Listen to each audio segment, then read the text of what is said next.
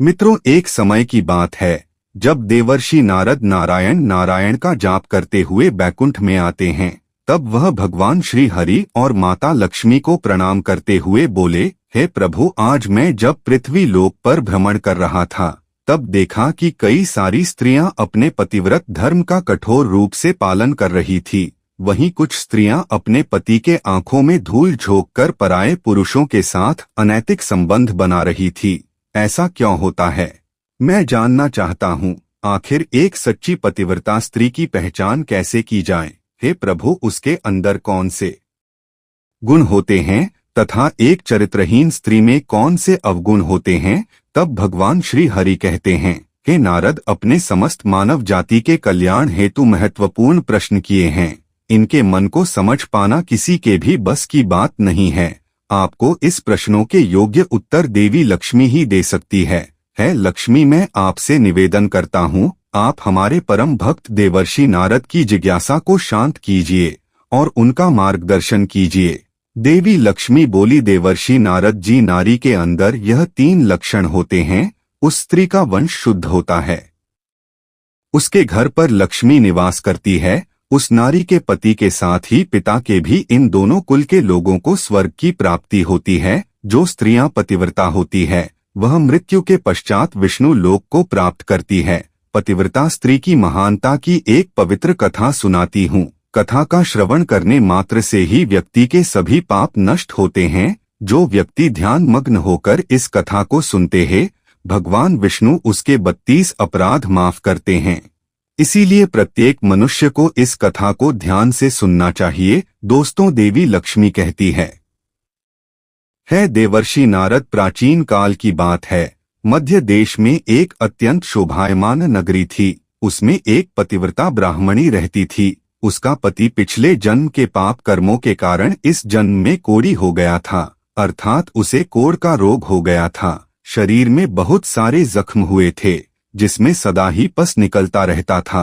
अपने पति की ऐसी दुर्गति देखकर भी अपने पति का साथ नहीं छोड़ा और निर्मल भाव से वह अपने पति की सदा सेवा करती रहती थी।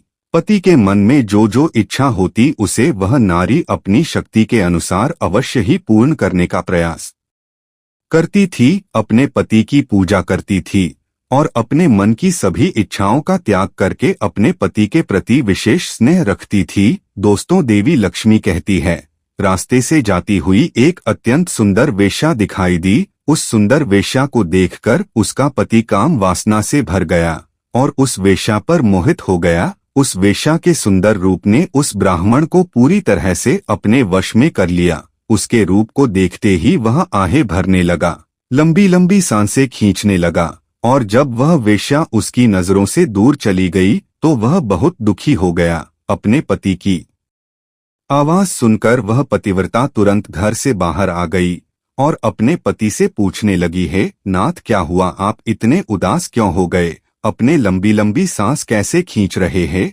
आपको जो भी कष्ट है मुझे बताइए। जो भी कार्य हो आप मुझे बताइए, वह मैं पूर्ण करने का प्रयास अवश्य करूंगी। है प्राणनाथ, एकमात्र आप ही मेरे गुरु है, आप ही मेरे प्रियतम है। पत्नी के इस प्रकार से पूछने पर उसके पति ने कहा, है प्रिय, मुझे जो चाहिए वह तुम नहीं दे सकती। तुम ही क्या, कोई भी मुझे नहीं दे सकता। इसीलिए उसे पर व्यर्थ बात करना उचित नहीं है। इसीलिए तुम रहने दो। फिर वह पतिव्रता बोली, हे नाथ, मुझे विश्वास है कि मैं आपके कार्य को अवश्य सिद्ध कर सकती हूँ। आप केवल मुझे आज्ञा देने का कष्ट करें, मैं अपनी पूरी शक्ति लगाकर उसे काम को पूरा करूंगी। उस कार्य को पूर्ण करने के लिए जो भी उपाय हो मैं करूंगी। अगर मैं आपके इस कार्य को पूरा कर सकूं तो इस लोक में और परलोक में मेरा कल्याण होगा। फिर उसके कोढ़ी पति ने कहा, है प्रिय, ठीक है, बताता हूँ। अभी अभी इस रास्ते से एक अत्यंत सुंदर वेश्या जा रही थी। उसका शरीर अत्यंत सुंदर और मनमोहक था, जिसे देखकर मेरा हृदय काम अग्नि से भर गया है। यदि तुम ऐसा कोई उपाय करो जिससे वह सुंदर वेश्या मुझे प्राप्त हो जाए तो मेरा जन्म सफल हो जाएगा। है देवी, तुम मेरा मिलन करवा दो, मेरी काम अग्नि को शांत करा दो। पति के द्वारा ऐसा कहने पर वह अत्यंत दुखी हुई और बोली, हे नाथ, आप धैर्य रखिए, मैं आपके इस कार्य को अवश्य सिद्ध करूंगी और उसे वेश्या से आपका मिलन करवाऊंगी। इतना कहकर उसे पतिव्रता नारी ने मन ही मन कुछ विचार किया और फिर रात्रि के अंतिम प्रहर में उठकर वह गोबर और झाड़ू लेकर घर से चली गई। दोस्तों, देवी लक्ष्मी कहती है उसके मन में बड़ी प्रसन्नता थी। फिर वह उसे वेश्या के घर पर पहुंच गई और उसने उस वेश्या के घर के आंगन में झाड़ू लगाया और गोबर से लीपकर उसका आंगन अत्यंत सुंदर बना दिया और लोगों की नजर पड़ने से पहले ही शीघ्रता से अपने घर को लौट कर आ गई। इस प्रकार से उस पतिव्रता स्त्री ने 3 दिनों तक उसे वेश्या के घर के आंगन में झाड़ू लगाया और गोबर से लीपकर उसका आंगन स्वच्छ किया। उधर वह वेश्या अपने आंगन को देखकर अपने सेवकों से पूछने लगी, अरे वह आज आंगन की इतनी बढ़िया सफाई किसने की है? जिसने भी मेरा आंगन स्वच्छ किया है, मैं उसकी इच्छा पूर्ण करूंगी। फिर वेश्या के सेवकों ने कहा है, घर के आंगन की सफाई तो हमने नहीं की, हमारे जागने से पहले ही कोई इस आंगन की सफाई करके चला जाता है। सेवकों की बात सुनकर वेश्या को बड़ा आश्चर्य हुआ और वह सोचने लगी कि आखिर कौन आकर उसके घर के आंगन को साफ कर रहा है। फिर उसने जानने के लिए रात भर जागरण किया और छिपकर देखने लगी। तभी उसने देखा कि रात्रि के अंतिम प्रहर में ब्राह्मणी जाकर उसके घर के आंगन को साफ कर रही है। दोस्तों, देवी लक्ष्मी कहती है, ब्राह्मणी को देखते ही वह वेश्या बोली, हे देवी, आप यह क्या कर रही हो? क्यों मुझ पापी स्त्री के घर का आंगन साफ कर रही हो? मुझे क्षमा करो, आप यह काम मत करो। इतना कहकर उसे वेश्या ने उस ब्राह्मणी के पैर पकड़ लिए और कहा, है पतिव्रता, आप क्यों मेरी आयु, यश, संपत्ति, कीर्ति का विनाश करने की चेष्टा कर रही हो? मैंने कौन सा अपराध किया है साध वी, आपको जो चाहिए वह मांगो, वह बिना सोचे ही आपको दे दूंगी, किंतु आपको यह कार्य शोभा नहीं देता है। तब उस पतिव्रता, मुझे धन की लालसा नहीं है, किंतु तुम ही से मुझे कुछ काम है। यदि तुम करोगी तो मैं बताती हूँ। यदि तुम उस कार्य को पूर्ण करोगी तो मेरे मन को शांति मिलेगी और तभी मैं समझूंगी कि तुमने मेरा सारा मनोरथ पूर्ण कर दिया। फिर वह वेश्या बोली, आप जल्दी बताइए, मैं वचन देती हूँ, आपका जो भी अभीष्ट कार्य है उसे मैं अवश्य पूर्ण करूंगी। माताजी, आप महान पतिव्रता है, आपका कार्य करूंगी तो मेरे सभी पाप नष्ट हो जाएंगे। आपके चरण छू लेने से ही मैं पाप से मुक्त हो चुकी हूँ। कृपया आप जल्दी बताइए, मैं आपकी किस प्रकार से मदद कर सकती हूँ? फिर उस पतिव्रता ने कहा है, सुंदरी, कुछ दिनों पहले मेरे पति की नजर तुम्हारे शरीर पर पड़ी थी, जिसे देखकर वह तुम्हारे शरीर के मोह में पड़ गए हैं और तुमसे से मिलन करने की इच्छा कर रहे हैं। इतना सुनकर वह वेश्या चौंक गई और कुछ क्षणों तक विचार करने लगी। उस दुर्गंध युक्त कौड़ी पुरुष के साथ संबंध बनाने की बात सोचकर बड़ा दुख होने लगा। वह वेश्या उस पतिव्रता से बोली, है देवी, अगर तुम तुम्हारे पति को लेकर मेरे घर पर आ जाओ, तुम्हें एक दिन के लिए उनकी इच्छा अवश्य पूर्ण करूंगी। तब उस पतिव्रता ने कहा, है सुंदरी, मैं आज रात को ही अपने पति को लेकर तुम्हारे घर पर आ जाऊंगी और जब भी तुमसे खुद की तृप्ति करके संतुष्ट हो जाएंगे तब मैं फिर से उनको अपने घर वापस ले जाऊंगी। तब वेश्या बोली, है पतिव्रता, तुम शीघ्र ही अपने घर पर चली जाओ ताकि कोई तुम्हें यहाँ पर ना देखें और आधी रात को अपने पति को लेकर यहाँ पर चली आओ, मैं तुम्हारी इच्छा अवश्य पूर्ण करूंगी। दोस्तों, देवी लक्ष्मी कहती है, फिर वह पतिव्रता नारी अपने घर पर चली गई और उसने अपने पति को सारी बात बता दी कि वह आज रात को उस वेश्या के घर पर ले जाएगी।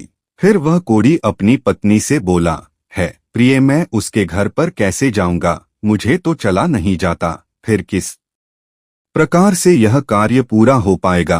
तब पतिव्रता बोली, हे प्राणनाथ, आप चिंता ना करें, मैं आपको अपनी पीठ पर बिठाकर लेकर जाऊंगी और जब आपका कार्य पूर्ण हो जाएगा तब आपको वापस ले आऊंगी। इतना सुनकर वह ब्राह्मण बहुत खुश हुआ और अपनी पत्नी से बोला, है कल्याणी, तुम एक महान नारी हो, तुमसे मैं अति प्रसन्न हूँ, तुम्हारे कारण मेरा कार्य पूर्ण हो जाएगा।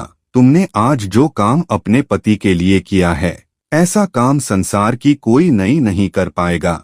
है देवी, तुम धन्य हो। फिर रात हो गई और वह पतिव्रता ब्राह्मणी अपने पति को पीठ पर बिठाकर लेकर जाने लगी। रास्ते में एक जगह पर परम तेजस्वी मांडवी ऋषि को गलती से चोर समझकर राजा ने शूल पर चढ़ाया हुआ था।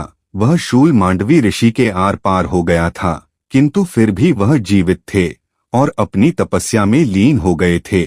जब रात के अंधकार में वह पतिव्रता ब्राह्मणी मांडवी ऋषि के नजदीक से गुजर रही थी तो गलती से उसके कोड़ी पति का पैर मांडवी ऋषि के शरीर को लग गया और उनकी तपस्या भंग हो गई।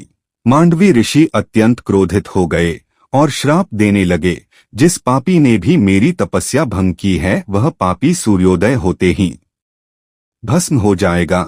ऋषि मांडवी का श्राप सुनते ही उसे पतिव्रता को बहुत दुख हुआ और वह कहने लगी, आज से 3 दिनों तक सूर्य का उदय ही ना हो। इतना कहकर वह पतिव्रता अपने पति को लेकर घर चली गई और अपने पति को चारपाई पर लिटाकर उसके पास बैठ गई। दोस्तों, देवी लक्ष्मी कहती है देवर्षि नारद पतिव्रता की वाणी में इतनी शक्ति होती है कि वह जो भी कहती है वह सत्य हो जाता है और पतिव्रता के कहने पर साक्षात सूर्य देव को भी उसकी इच्छा का पालन करना पड़ता है, क्योंकि स्वयं भगवान विष्णु ने ही पतिव्रता स्त्रियों को यह वरदान दिया है कि वह जो बोलेगी वह अवश्य ही सिद्ध हो जाएगा।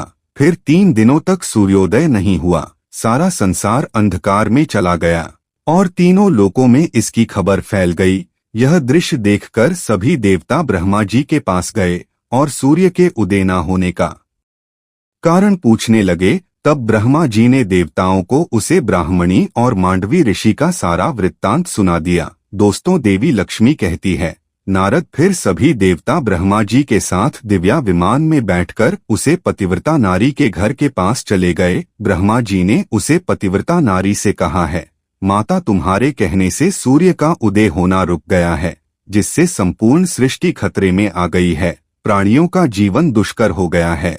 तुम कृपा करके अपने वचन पीछे ले लो और सूर्य का उदय होने दो। फिर उस पतिव्रता ने कहा है, भगवान एकमात्र मेरे पति ही मेरे गुरु है। यह मेरे लिए संपूर्ण लोकों से बढ़कर है और सूर्योदय होते ही मेरे पति की मृत्यु हो जाएगी, क्योंकि मांडवी मुनि ने ऐसा श्राप दिया है। मैंने किसी क्रोध में तथा लोभ में आकर ऐसा नहीं किया है। मैंने केवल अपने पति के प्राणों की रक्षा करना चाहती हूँ। फिर ब्रह्मा जी ने कहा है, माता तुम्हारे पति की आयु इतनी ही थी, उसकी मृत्यु से पृथ्वी का कल्याण होगा।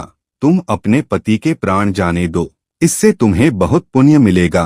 फिर वह पतिव्रता बोली, है देव, पति का त्याग करके मुझे किसी भी लोक में सुख की प्राप्ति नहीं होगी। मेरे पति मेरे लिए ईश्वर है, इसीलिए मैं उनका त्याग नहीं कर सकती। फिर ब्रह्मदेव ने कहा, है कल्याणी, तुम्हारे इस पतिव्रत धर्म से मैं बहुत प्रसन्न हूँ। तुम अभी इसको छोड़ दो और सूर्य का उदय होने दो, जिससे सारा संसार स्वस्थ हो जाएगा और हमारे आशीर्वाद से तुम्हारा कोड़ी पति भी कामदेव के समान सुंदर हो जाएगा। दोस्तों, देवी लक्ष्मी कहती है, ब्रह्मा जी द्वारा ऐसा कहने पर उसे पतिव्रता ने थोड़ी देर विचार किया और उसके बाद हाँ कहकर स्वीकृति दे दी और फिर सूर्य का उदय हुआ। फिर मांडवी मुनि के श्राप के कारण तुरंत ही उसका पति जलकर भस्म हो गया और फिर उसकी राख से अत्यंत सुंदर कामदेव के समान रूप वाला उसका पति बाहर आकर खड़ा हो गया। यह चमत्कार देखकर वह पतिव्रता अत्यंत प्रसन्न हुई